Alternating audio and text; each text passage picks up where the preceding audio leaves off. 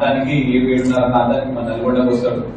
వచ్చిన తర్వాత వీళ్ళకి ఫోన్ చేసి పీర్ల పండుగ ఉంది కాబట్టి నేను హైదరాబాద్ నుంచి ఇక్కడికి వచ్చినాను, రాత్రి మీ దగ్గర మీ ఇంట్లో పండుకోవచ్చా అంటే వాళ్ళు వద్దని చెప్పేసి ఫోన్ పెట్టేసి వాళ్ళు వద్దని చెప్తారు. దాని తర్వాత కూడా ఇతను 3-4 సార్లు వాళ్ళకి ఫోన్ చేస్తే కూడా వాళ్ళు ఫోన్ ఎత్తలేదు.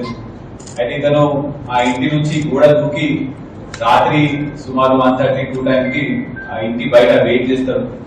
పొద్దున 5 o'clock కి హసీనా బయటికి రాగానే డోర్ తీసి వాష్రూమ్ అంటే వీళ్ళ వాకిలి లోనే వాష్రూమ్ ఉంటుంది, ఇంటి లోపల ఉండదు. డోర్ తీసి బయట వాష్రూమ్ కి రాగానే అతని దగ్గర ఉన్న కత్తి చూడొచ్చు, ఆ కత్తి తీసుకొని ఆమెను ఇమ్మటే మెడకాయ దగ్గర ప్లస్ నెక్ దగ్గర మెడకాయ అండ్ చెస్ట్ మీద కూడా స్టాబ్ చేయడం జరుగుతుంది.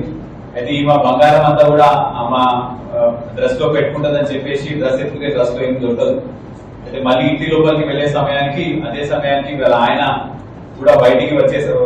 కరెక్ట్ అదే దానికి వాళ్ళ ఆయన కూడా బయటికి వస్తాడు. సుల్తాన్ వచ్చి ఇతని కర్రతో ఏదో ఒకటి బెదిరించి ప్రయత్నిస్తాడు. కానీ అది కాక ఇతను అతని మీద కూడా అతని మూసి అతని కూడా సుమారు 4-5 సార్లు గొంతు మీద స్టాబ్ పొడవడం జరుగుతుంది.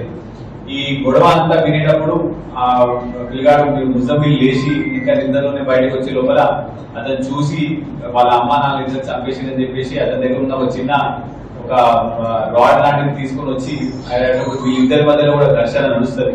ఆ ఘర్షణలో అస్లంకి చెయ్యి దగ్గర ఒక కట్ అవుతుంది, మన కాళ్ళ దగ్గర కూడా కొంతవరకు కట్ అవుతుంది.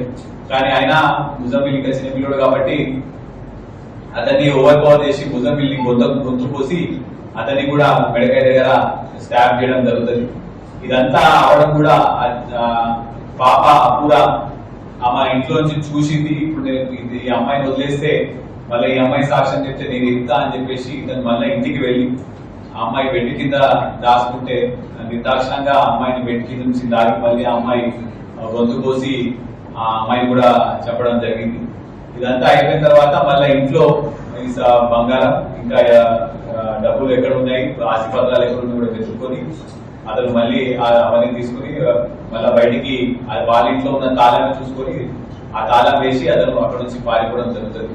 అయితే ఇదంతా కూడా పకడ్బందీగా ప్లాన్ చేసినట్టు. ఎందుకంటే ప్రతిరోజు పొద్దున కూడా వీళ్ళు ఏదో రకంగా 3 పిల్లలు గొడవ పడతారని చెప్పేసి ఆ పొద్దున సమయంలో మనం చంపితే పక్కన ఉన్న చుట్టుపక్కల వారికి కూడా ఎటువంటి డౌట్ రాదు, వాళ్ళ ఇంట్లో ఏదో గొడవ పడుతున్నారు అనుకుంటారని చెప్పేసి ఇతను ప్లాన్ వేసి ఆ సుమారు 6:30 నుంచి 7 ఆ సమయంలో అతన్ని ఆ నలుగురిని చంపి అక్కడున్న ఆ బంగారం కూడా తీసుకొని వెళ్ళిపోతాడు. వెళ్ళిపోయిన తర్వాత ఇతని ఫ్రెండ్ సోహెల్ ఉంటాడు.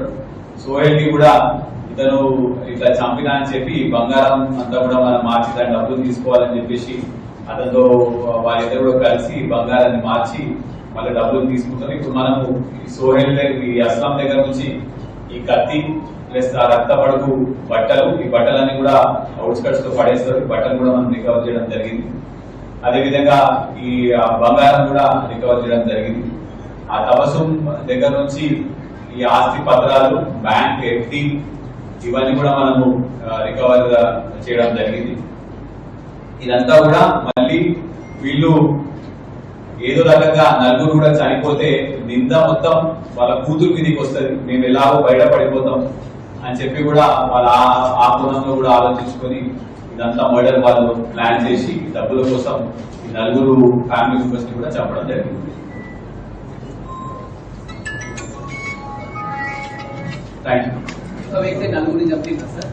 అయితే ఇప్పుడు ఈ స్టాబ్ ఇంజురీస్ అన్ని కూడా మనం పోస్ట్ మార్టం లో చూస్తే అన్ని కూడా ఒకటే పర్సన్ స్టాబ్ చేసినట్టు కూడా క్లియర్ స్పష్టంగా కనిపిస్తున్నది. ఒక పర్సనే నలుగురిని లైన్ లా బయటకు వస్తున్న కొద్ది చంపకుండా వెళ్ళాడు. గతంలో ఇతని పైన ఏం కేసులు లేవు, కానీ ఒకసారి ఇదే ఇంట్లో మళ్ళీ ఏదో డబ్బులు దొరుకుతాయని చెప్పేసి 2000 ఈ సంవత్సరం ఫిబ్రవరిలో ఒకసారి దొంగతనానికి వస్తాడు. అప్పుడు ఏం దొరకపోయేసరికి మళ్ళీ ఈసారి ఇలా ప్లాన్ చేయడం జరిగింది. అప్పుడు ఎఫ్ఐఆర్ రిజిస్టర్ అయింది.